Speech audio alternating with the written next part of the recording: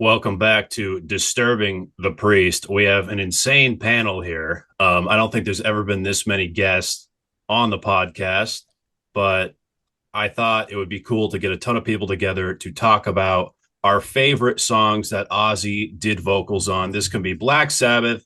This can be, Ozzy solo. This can be Post Malone. I really hope that's not anyone's picks, but technically that does count.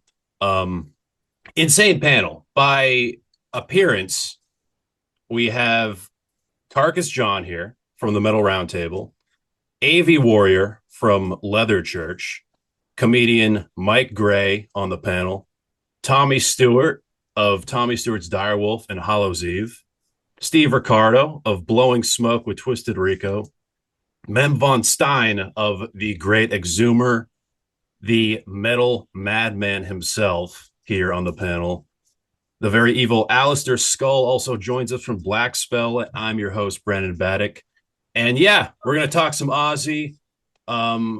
Such a shame that he left us, and it fucking sucks. And I've been in the feels these past few days, but I feel like talking about some of our favorite tracks he ever was on will be a nice little tribute to him. So Carcass John, if you want to kick us off, this is your 5 favorite songs Ozzy ever did vocals on. It's like every time I talk to you, though, you don't give me an easy subject because this could go on. This could go on for days. So some of these are deep cuts, some of these aren't. But I started with Black Sabbath, the song Black Sabbath, because when I first heard that, man, it shook me to the core, and it still holds up even 50 some odd years later. My second pick was Supernaut off of Volume 4. That was a game changer for me. Number 3, here's kind of obscure, Mr. Tinker Train from No More Tears. 4, Hand of Doom, because it sounded like a guy talking about his own bad experience. And then number 5, off of an often overlooked record, Never Say Die, Shockwave. Nice. I'm glad Never Say Die is getting represented already. It took me a long time to come around to that, but John Perez of Solitude Eternus is a good friend of mine, and he was working at a record store that I frequent, and he was playing Never Say the record in the store, and I said, "Is this Sabbath?" I had just sort of overlooked the whole thing, and he said, "You need to that and Technical Ecstasy. Don't overlook them. Go back, dig into them, and gosh, they are really good." So anyway, as a side note. And by the way, AV Warrior, you're in Leather Church. I just saw you in Houston on the Pentagram tour. Oh, fuck I yeah, was I man. was I was touring with Pentagram as one of their lackeys, T-shirt dudes, uh, muscle bill collector, whatever. So anyway, that's you Yeah. look very familiar.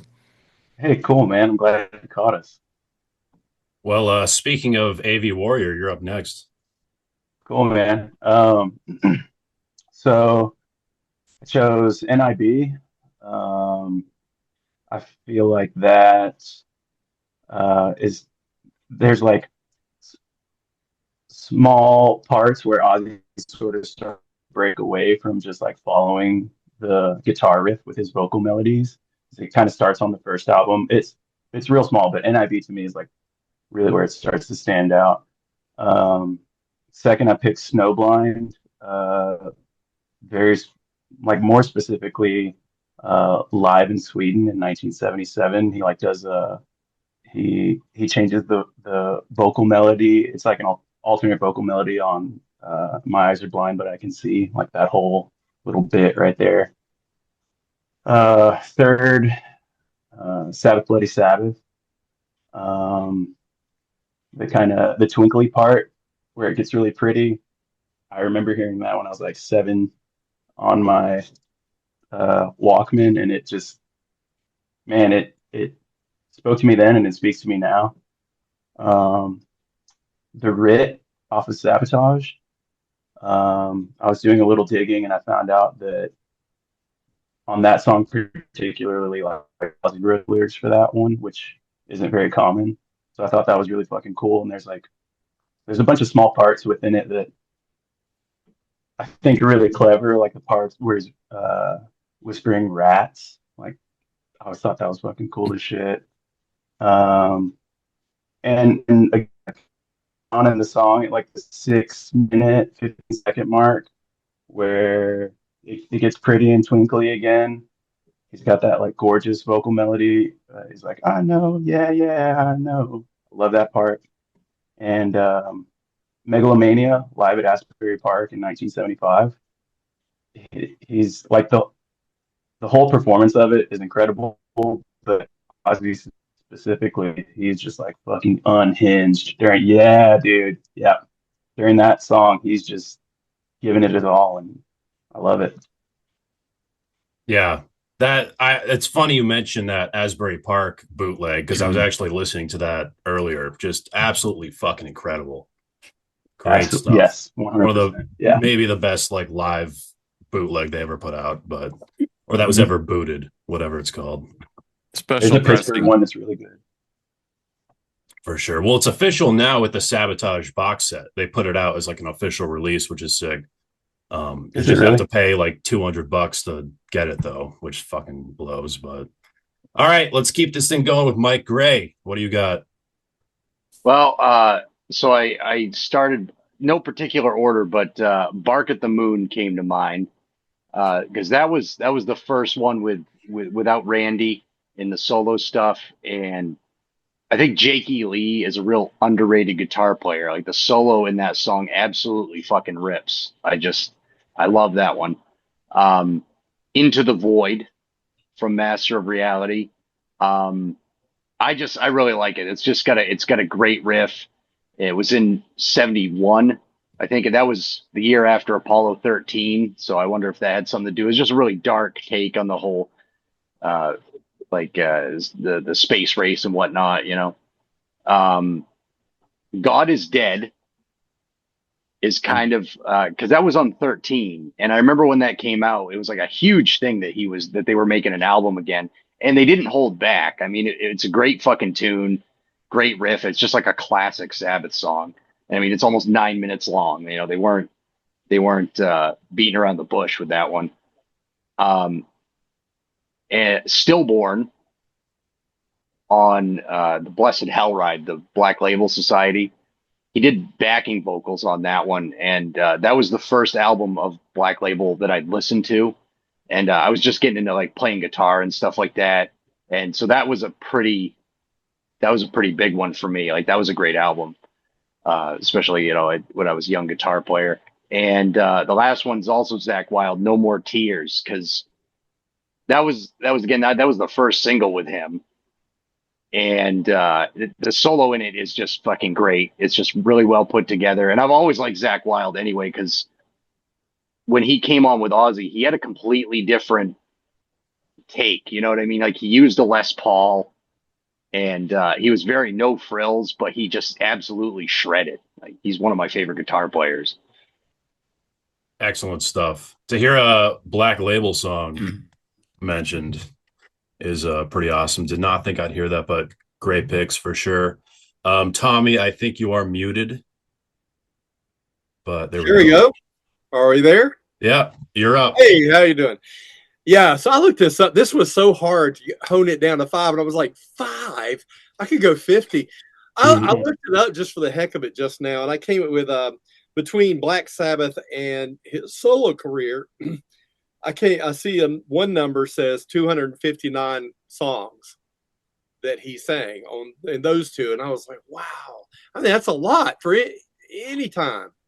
That's a lot. So anyway, so I came up with this for me, no particular order, but I started off with Hole in the Sky because I have a little wake up playlist I do when I hop on my bike at 6:30 in the morning and disturb everybody up and down the dark street.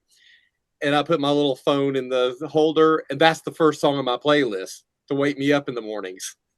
And it has been there for years. So anyway, Hole in the Sky, just because I love it. And Flying High again actually shows some of his ranges. Later, he's polished, he's more evolved.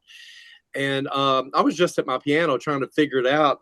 I think he's about 2 different octaves there. I came up with E. Well, I don't know if this means anything about it, but E4 to almost E6. It seemed like about 2 octaves there. That's a pretty good range.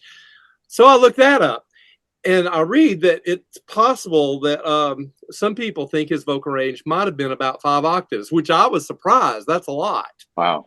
My vocal range in my band, and I know my vocal range, it's an octave and 4 notes. I'm practically monotone when I sing. So I was really impressed with that. I've got to go check this out more of his songs. Like, now, where is he? Where is he? Anyway, I have to come back to Black Sabbath, the song. It's not just sung. It's his typical thing where it's performed rather than sung. And that's kind of what the allure with him is. It's unique. He has an identifiable voice, and it's real. It's like somebody saying, and he's just kind of low. And then he has this screaming going, oh God, and you believe him. It's almost like you're watching a play, an Andrew Lloyd Webber production or something. So anyway, that's why I think that's one of the best vocals. I'm with you guys on the Rit. He shows, he's kind of at full range there, and he shows kind of everything there, but it's mostly high-ish, but it's not really, for vocal reasons, I choose that song. I like lots of Black Sabbath songs, so I could have chose like 5 or 10 other ones to match that one, but I just picked that one out because I thought of how high it was. And I just love Sabbath, Bloody Sabbath, because it's almost some of the same reasons. There's the low parts. It's very dynamic. There's the low stuff, and then there's the other thing. There's that typical, what I always think of is the snot-nosed kid in class who won't behave and sit down. Sit down, Ozzy. And he just won't. He's going to go to the office, and that's the kind of voice I love in him, is that he's just obviously not going to behave. No. So that's my 5 right there. I wanted to show you something too. I got this at an Ozfest years ago, and it's in all kind of bad shape. It's supposed to be Ozzy's hand, modeled for Ozzy's hand. I was told, and there were only 1,000 to buy. I didn't buy it. Some other guy bought it. He didn't want to carry it around anymore, so he actually gave it to me. But yeah, so you can hold it in the crowd and do this at him. Dun, dun, dun, dun, dun. And do Dio's gesture. It's like, what the fuck? I never thought of it until like years later, and I thought that was kind of weird, So was that in like the merch booth? Like what? Yeah, they had all kind of great merch at the Ozfest. I don't know if you remember or if you went to any of them. My favorite one was the one with Black Sabbath 1999, which was my favorite Black Sabbath show I saw out of the 4 I saw. But yeah, that was when I got that, and a black shirt that simply said, "I fuck sheep." Just, no debate, just saying. Anyway, they had great merch at that. They had a whole tent that was the fuck tent, and everything in it said fuck. Fuck the police, fuck you, fuck the judge, whatever you want to wear to court. Anyway, was I supposed to say off the fuck word? Because I just said it about 4 times. No, we're not on this isn't like commercial radio or anything. Okay. I didn't know. I just suddenly blurred. Well, they were selling it at the thing. Anyway, just had to show the hand. Sorry if I'm taking too long. But no, there's no time limit here. Okay. Listen, man, hearing stuff like Ozfest and stuff, I was lucky to see the end tour, so the fact that you guys got to see like even like the 98 reunion tour, like I can only dream, so it's like it's something I definitely wish I could have been a part of. But all right, let's keep this thing rolling with Steve. Well, thanks a lot for inviting me. And also, I don't think there's any wrong choices here that anyone's going to make, because you could pick so many songs out of these catalogs. It's remarkable. I came into Sabbath when I was a teenager with the Paranoid album, and that thing just had an everlasting impression on me. I didn't get to the Black Sabbath till much after Paranoid. And Fairies Wear Boots, to me, was the coolest song that I ever heard in my life. So that was number 1 on my list. From Paranoid. Children of the Grave from Master of Reality. Absolutely adore that song. These 3 songs have already been mentioned, and I'm sure other people will mention them too. Snowblind from Volume 4. I just love that song. Sabbath, Bloody Sabbath title track. And I was surprised that someone else said God is Dead, because I was thinking no one's going to say anything from that record. But I think that I was so impressed that he could still bring it like the way he did on that track and long. Honorable mention, I don't know if any of you guys ever heard him do the John Lennon song How. In 2010, there was a tribute to John Lennon on his 70th birthday, and Ozzy covered that song How from the Imagine album. Really good. And another honorable mention, I'm sorry, but I think that without Ozzy, Close My Eyes probably never would have been as big as it was for Lita Ford and him. So that's my list. I didn't name any solo stuff, but Mr. Crowley, Shot in the Dark, Mama, I'm Coming Home, and I went way over my 5. I'm sorry. No worries, man. And yeah, like I do want to build off that point, because I forgot to mention, like, 13, don't let anyone tell you that's a terrible record. The production is so dog shit on that. But, if like Rick Rubin let Tony's guitar breathe and actually have tone instead of just turning everything up, to 12, just would have been such a classic record. Like, so many great songs off 13, but God is Dead is definitely a banger for sure. I actually had Isolated Man off there for a kind of an honorable mention track down the road from that record. I think it's a good record. The guy that played drums was real good. Who was the drummer on that record? They used I think it was Tony Cifuentes, I think is the guy's name. Was it? No, did they use Brad Wilk? Was it the album? Brad Wilk, yeah, from Rage Against the Machine, yeah. And then Tommy Cluflatos was the touring drummer. Yeah, Tommy Clufetis toured with them, but I forgot that Brad from Rage played on that. He's great, man. He's a great drummer. He did a good job on that record. Yeah, like, he is great, but Bill Ward was such a missing link to that. Dude, the guy was a beast in his day. Holy cow. Yeah, I mean, I'm not going to compare anyone to Bill Ward when it comes to. I didn't mean to do that. No, yeah, for sure, man. All right, Mem, what do you got? Well, first time I saw Ozzy was in '81. He opened up for Saxon, and the tour poster said Saxon, whatever, Ozzy, and a band called Revolver. And then it listed the current albums that were out at the time. I think Saxon had Denim and Leather, and Ozzy was Diary. So from those impressions, when I was 13 and a little kid going to see Ozzy, like, by chance, because he opened up for Saxon of all bands, Over the Mountain is my favorite Ozzy track by far. It also captures when he left Sabbath, he did Blizzard, and then he came to the States, and he dropped Diary, and that song to me is how he conquered the United States. Basically, it's Over the Mountain. It's really, really, that's the track to me, and I didn't even, like, obviously Randy died several months after I saw them in November. He passed away, I think, in May of '82 or whatever.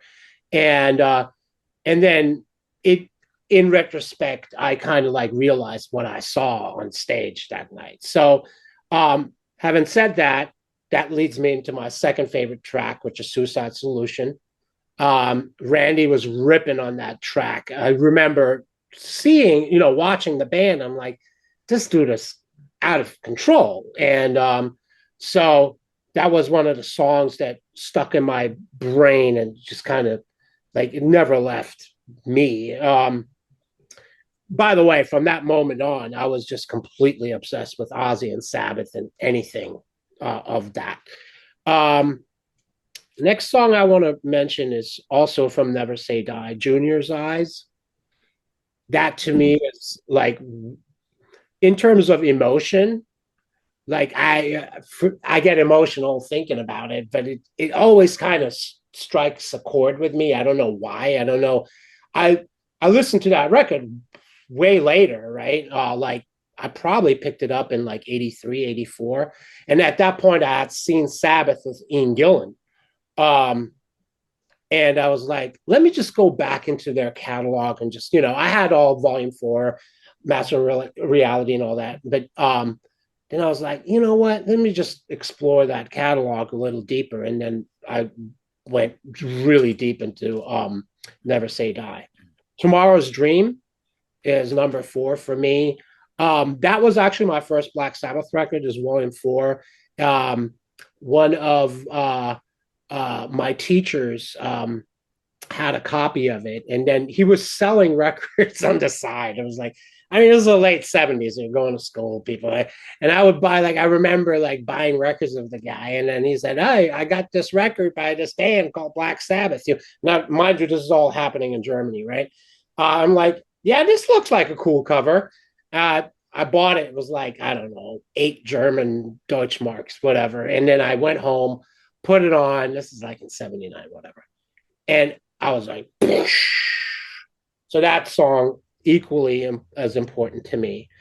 And then from Bark of the Moon, Center of Eternity, that's such a crazy track. I always loved it. By the way, there's the European version of that record was different than the US version, because at the time I bought both. And that song was kind of there was a different running order. And I always loved that song. It had that crazy intro. So those are my 5. Great stuff. Yeah, I'm glad Ozzy Solo is getting a bit of representation here, because Black Sabbath is great, but his solo stuff is just absolutely killer. Amazing, amazing stuff. Well, let's keep this thing going with the metal madman himself. What do you got? I'm going to start at number 5 here. I don't know if this is a party foul, if anyone has to come at me, because it's not an actual Ozzy track, but I'm an Alice Cooper super fan. I am an Alice Cooper nutcase. I would trade my kids to hang out with Alice Cooper. They won't be watching this, so that's okay. Hey Stupid is the song that got me into Ozzy. When he did the backing to that song, and that's a forgotten album by Alice. People should have recognized that album. But when I hear, you know, oh, I know, and I'm hearing Ozzy belt it out, and I'm like, I need to do a deeper dive of this guy. I got to go more. And they're like, Madman, that's Ozzy Osbourne. Is there something wrong? You get hit in the head with a brick or something? You don't know what that is? I'm like, I like Alice Cooper and I like David Lee Roth, and I was staying in my lane, and that song weaved me into a different direction, and I became an Ozzy fan. And I'll go to number 4, which is a Sabbath one. We talked a lot of Sabotage. One of my favorite albums of all time. I hate the cover of that album. That album confused me. What they're wearing. I thought Bill Ward was Ozzy for 20 years until I was like, wait a minute. The height's different. That's the wrong guy. What are you doing? But Symptom of the Universe, to me, that started thrash metal. I think if you don't have that song, we don't have thrash metal. Sepultura did a sick cover of that. Helmet did a sick cover of that, and they should have. That single song changed music history. We went away from the doom of Sabbath that we all love and adore and cherish, but Symptom of the Universe kicked it into high gear. The same way Never Say Die did the title track. To me, that's a great bridge between Sabbath and Ozzy. When you hear Never Say Die, it's almost you expect Blizzard of Oz. That's unrelated to that. I get off track a lot. Number 3, this is a generic one, but a song that means as much today as it did back in 69 or 70, War Pigs. War Pigs. It's the same shit, different decade by the same dickheads, and this guy was singing about it in 69 or 70, and when that song comes on, generals gathered in their masses, I get so hyper. I go outside sometimes, I fight a rabid wolverine, I body slam a trash can, I do a little dance to the metal moms. If they want to tip me or touch the tip, whatever they want to do, that's up to them. I'm a nice guy, I'm a gentleman, I'll pay for dinner. Number 2, my favorite Ozzy album. My favorite Ozzy album that nobody agrees. I got this album at a Caldor. Back in the day, they taped the cassettes, and they'd be on clearance. This album didn't sell great. That's why No More Tears is considered the big comeback right in 91. No Rest for the Wicked.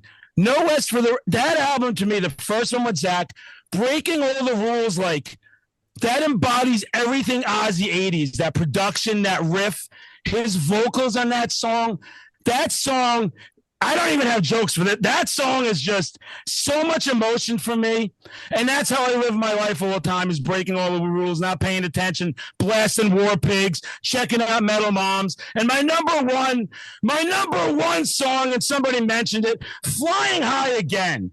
Flying High Again, when me and my buddy Steve make a poor decision on a Friday or Saturday night, and we're texting, and we're like, only one PBR toll can tonight, just one, and we have 15. We're blasting that song like two teenage schoolgirls, and we're like, Flying High Again, and it just gives me so much energy, and I love Ozzy so fucking much, and this one hurt me so bad, guys. I gotta tell you, I don't want to be one of those, oh my God, I know I didn't know him, but I felt like I knew him.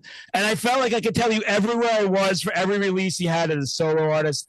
And he meant so much. He meant the world to me. And it sucks that he's gone, but I love that he left all this music. And the Rit, by the way, everyone had talked about the Rit. The Rit that could be one of the most majestic things of all time, next to me and a Speedo with my PBRs on a Friday. With that note, though, I will end this. I got to know when to shut up. Madman, shut your mouth. There's other people. There's legends on this call here, and you're just yapping away. Thank you, everybody. Hell yeah. Does everyone's headphones still work? Just barely. That was awesome. That was fucking awesome, man. He's got his input on 0.05. Shit. All right, Alastair. Yeah.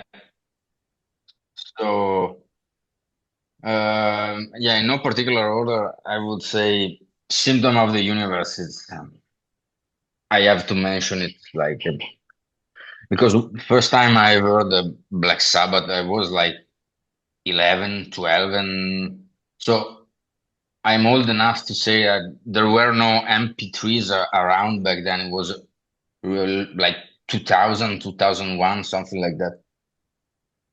So I bought the first album by Black Sabbath, and then I remember the week after I had to go back to the local record store to buy all the albums of Sabbath that I could find back then. So it was I was immediately under their spell for sure.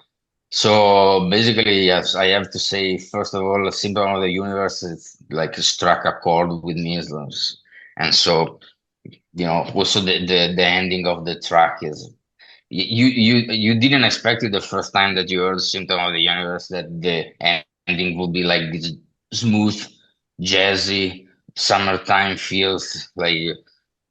How do they pull that off? It's like incredible, amazing. And then I would say probably Planet Caravan is even if it's a strange choice, but in a way, but it's one of a kind, right? Like still to this day is probably my favorite song to smoke weed too. Then for Ozzy solos, I would say probably one underrated track for me is like Revelation, Mother Earth, which somehow it sounds like Ozzy sounds like a madman, a crazy prophet. It's it fits perfectly with his image, and I think it's an underrated track somehow. Then I would say, still going with Sabbath, I'm not counting, right? So Sabbath, Bloody Sabbath.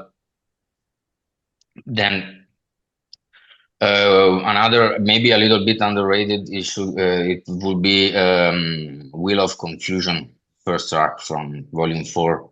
It's a great vocal delivery. I love it.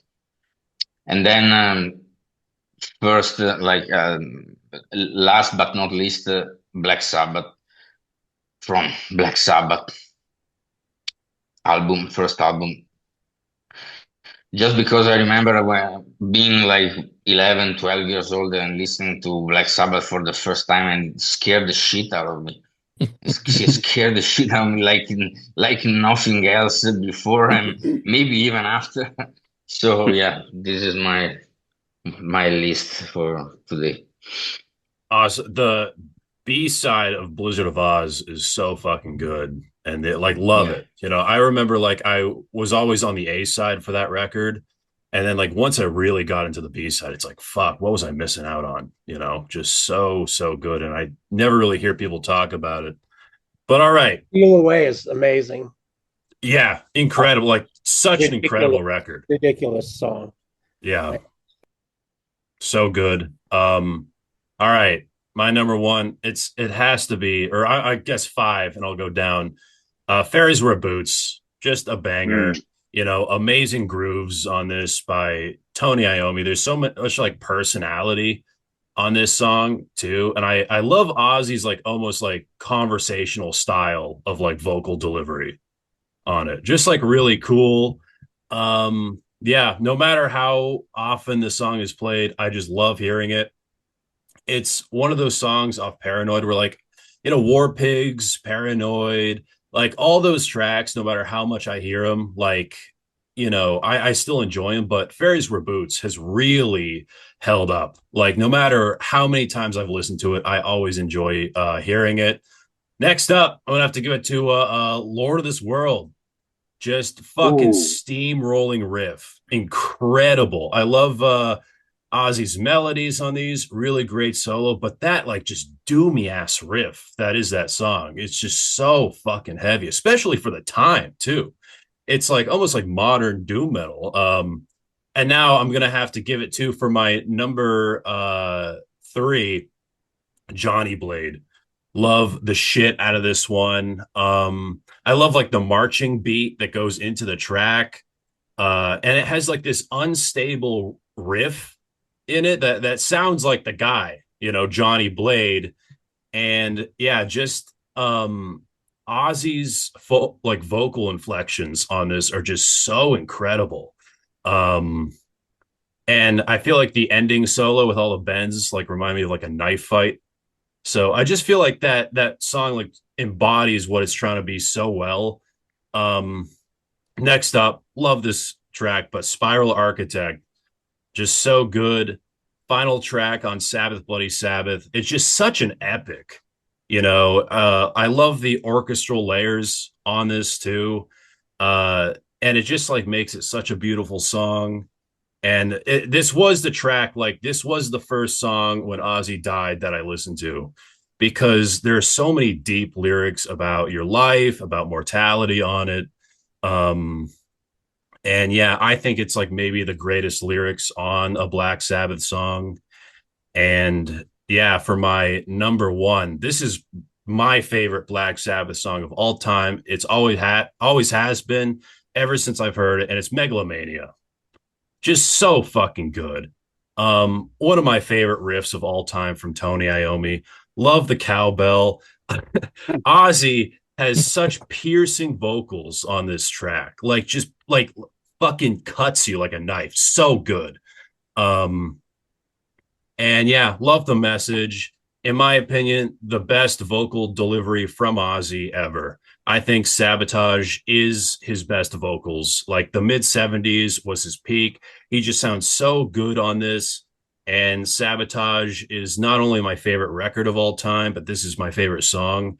And I love that record because it's just crazy how on top of their game, like everybody was in that band at the time. They were just like at their peak for sure. And Ozzy just sounds incredible on it. I didn't say any of the Ozzy solo stuff, but they're all fucking incredible. Love Miracle Man. I love like the faster stuff after they toured with like Metallica, and they're like, fuck, we gotta like be more fat. Like that album's just so great. Also, I was listening to Bark at the Moon recently, and the song's So Tired.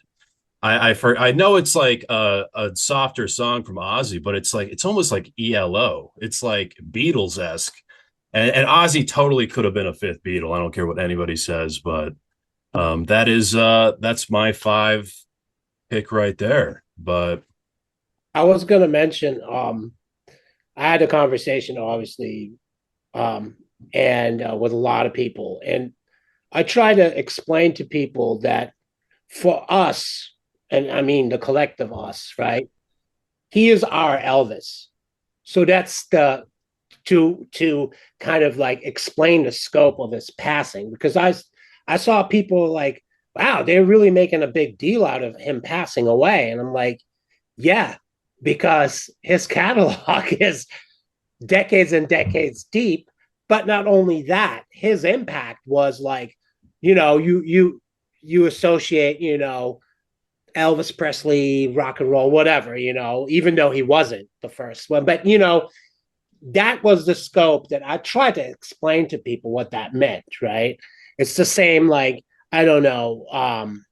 It was the best thing that I came up with, but really, really the impact of his passing can only be explained like that to me, And somebody on this panel said earlier they didn't know him, but we all knew him, like, because that's the personal relationship you develop with an artist when he or she is larger than life, as Ozzy was. So, and yeah, I just wanted to mention that because there was a conversation that stuck in my mind after he passed away.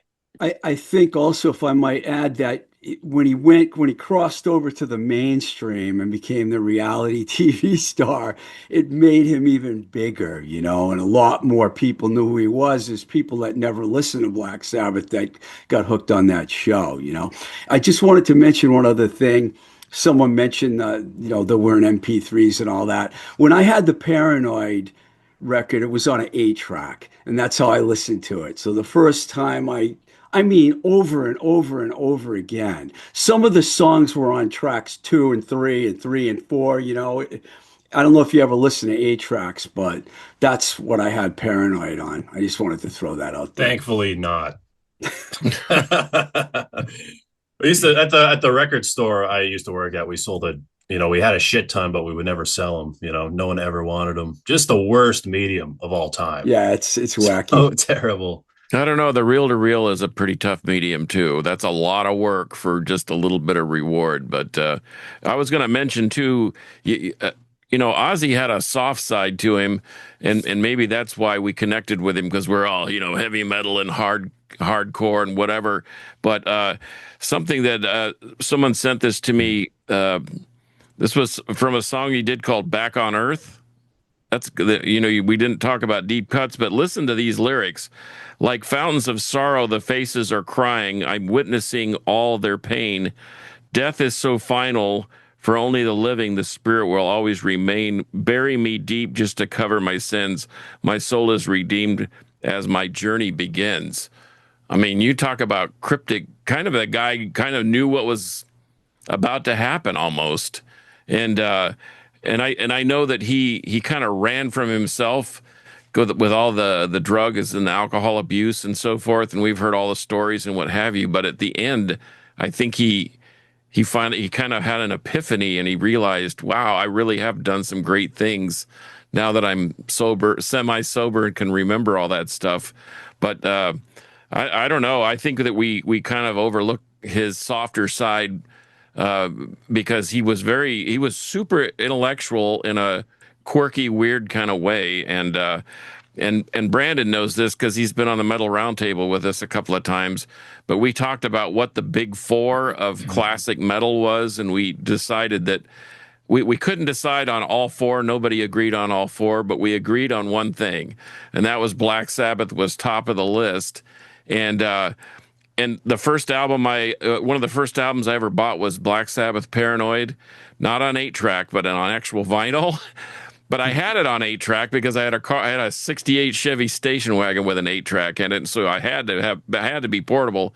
But the second album I bought was Black Sabbath, and then I was off to the races. And as I went back through I still have the original 20 records that I bought when I was 13 years old, and they included 4 Black Sabbath records. So obviously, to Mem's point, there was a huge impact with this guy, and man, it really is a sad day. And thank goodness for vinyl and tapes and CDs and even MP3s that we can still listen to the greatness of this guy. Yeah. Yeah, so much music Absolutely. we still have from him, and his legacy is just so incredible. Yeah, and like he was the voice of heavy metal. He was the first voice, and he wasn't just a vocalist. Like he embodied the lyrics of a song like no other. Like even like that first line of the song Black Sabbath. Yeah, it's like a very scary atmosphere, but him like really embodying the horror of that track was what I believe like scared the shit out of most people. I was, by the time I listened to it, I wasn't really that scared because there was all this other shit that exists, but I still like was like, fuck, this is kind of freaky. Like if this came out when I was like the age I was, it's like I would have been shitting my pants. It's still It's scary. It's still scary to this day. for sure. And it's 50 plus years old. Yeah. That's what's insane about it.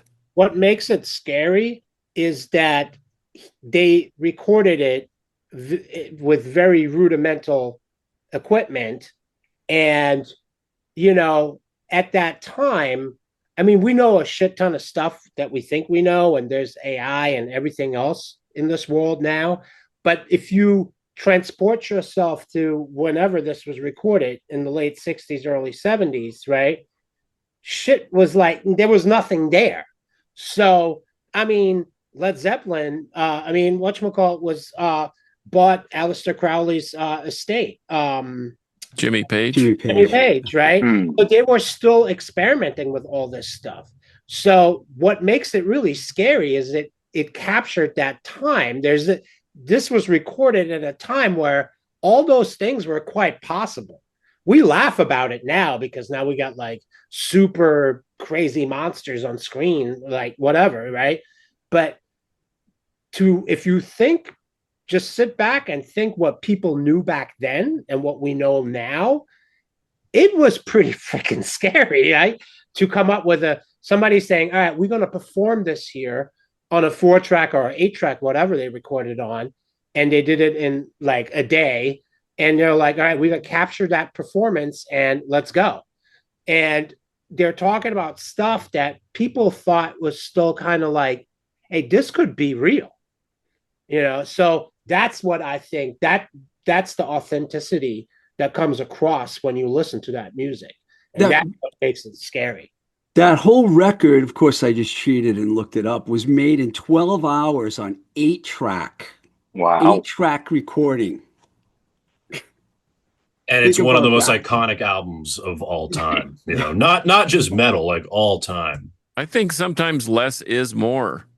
And we've talked about this too. Even the solos, the riffing. I mean, there's not a whole lot of noodling on a Black Sabbath solo, but there's something about, even in his decapitated fingers, that sound came from his heart, brain, soul, and was transformed through those strings. It's crazy, but less is more sometimes. I'm a firm believer in that. And the bass is incredible. I mean, the bass just holds it all together on all the way through, all the singers, all the versions. Incredible bass. I saw them on the first show that they did in the States for the End tour in Denver. And rather than stand by the band and then leave for $1,000, I got the what do they call it when they warm up? Like the sound check. Sound check. Where you actually are sitting in the first 2 or 3 rows, and they're out there kind of talking and interacting with you. And some guy said, "Hey, geezer, what kind of a rig do you have?" And it was interesting for him to say, "I have a bass, and I have really cool strings, and I have a really nice amp." There wasn't all these pedal boards and all these effects. And to your point, it was just simple. And there was something about how he played, and that glue held everything together. It was freaking awesome. Just the best of the best. Absolutely. Thank you guys so much for joining me on this panel and remembering Ozzy Osbourne. Yeah, we'll try to do a few more of these. I think this is a great panel. I don't think our schedules will align as easy because it's a lot of us, but it was so great having you all here and talking to you about the greatest frontman who ever lived. I'm Brandon Battick, and this has been Disturbing the Priest. It's death! I've just seen death!